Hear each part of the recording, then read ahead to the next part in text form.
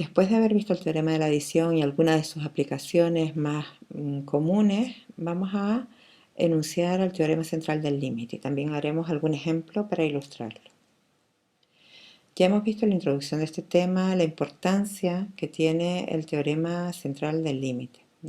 Su enunciado es bastante sencillo. Lo que nos dice el teorema central del límite es que si tenemos un conjunto de variables aleatorias que son independientes entre sí, da exactamente igual cuál sea su distribución, si son de binomial, Poisson, hipergeométrico, uniforme continuo, o sea, da igual la distribución que siga cada una de ellas. Si sumamos estas variables y las sumamos en un número suficientemente grande, lo que podemos decir es que esa suma que hemos creado se distribuye como una distribución normal. El teorema también marca cómo calcular los parámetros que definen esa normal.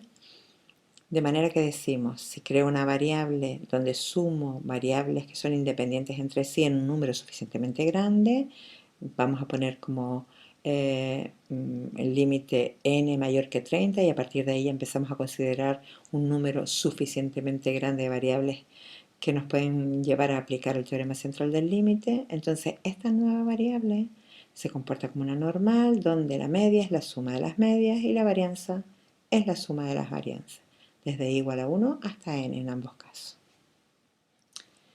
Esto tiene una importancia vital porque veremos que hay multitud de situaciones en las que vamos a trabajar con variables aleatorias que vamos a agrupar a través de la suma en un número grande de veces y nos permitirá trabajar directamente con una aproximación a la distribución normal.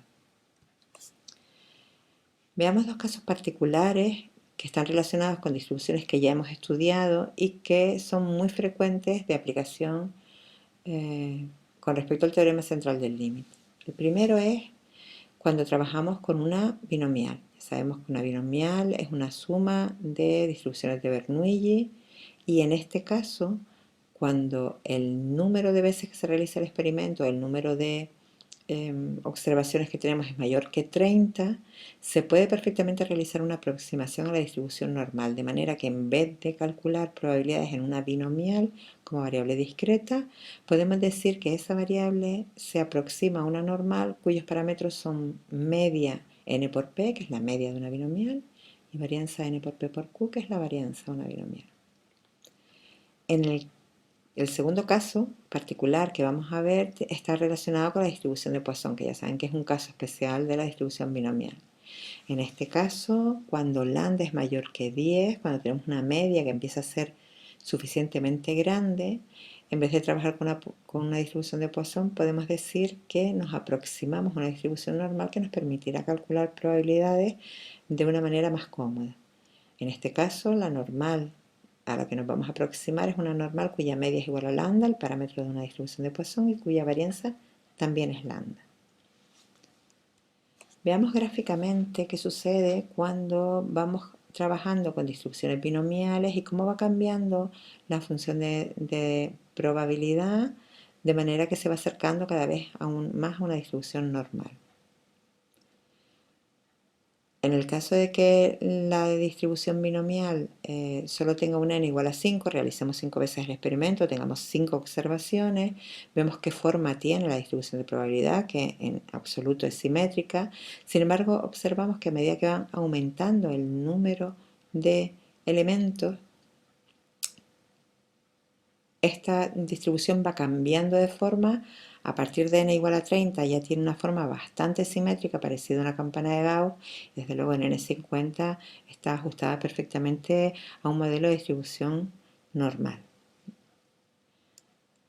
Esto también lo podemos ver en el caso de la distribución de Poisson. Con valores de lambda muy pequeñitos nos encontramos con que es una distribución que acumula gran cantidad de probabilidad en valores muy cercanos al cero. Sin embargo, a medida que el lambda va aumentando, en este caso lambda es igual a 4 o lambda es igual a 10, vemos que la distribución de probabilidad va cambiando su figura y va adquiriendo esa estructura de campana de Gauss o de distribución normal. Tenemos que tener en cuenta que en todo momento hablamos de aproximación. no nos dan exactamente los mismos valores si calculamos un valor de probabilidad a través de la función de cuantía de Poisson o de binomial o de la función de distribución que si lo hacemos a través de la distribución normal, pero a medida que n es grande o lambda es grande, los valores se parecen muchísimo, hay muy poca diferencia. Veamos un ejemplo de aproximación a la binomial. Una empresa estudia la posibilidad de comprar un lote grande de aparatos de detección de incendios. Se sabe además que el 20% de estos aparatos suelen ser defectuosos y lo que se nos plantea es que se van a seleccionar aleatoriamente 200 aparatos en una muestra y queremos calcular cuál es la probabilidad de encontrar entre 42 y 50 defectuosos.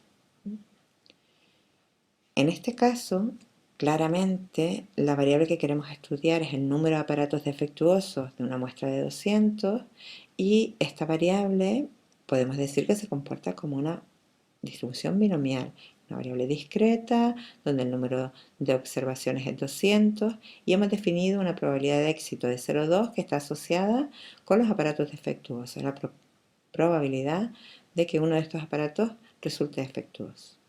Pero al ser n mayor que 30, nos podríamos plantear que en vez de calcular probabilidades como una binomial, lo hagamos a través de una normal, aplicando el teorema central del límite. Vamos a hacer una aproximación y decimos que esta variable se aproxima a una normal cuya media será la media de la binomial, 200 por 0,2, es decir, 40. Por término medio esperamos que haya 40, de los 200, que haya 40 aparatos que sean defectuosos.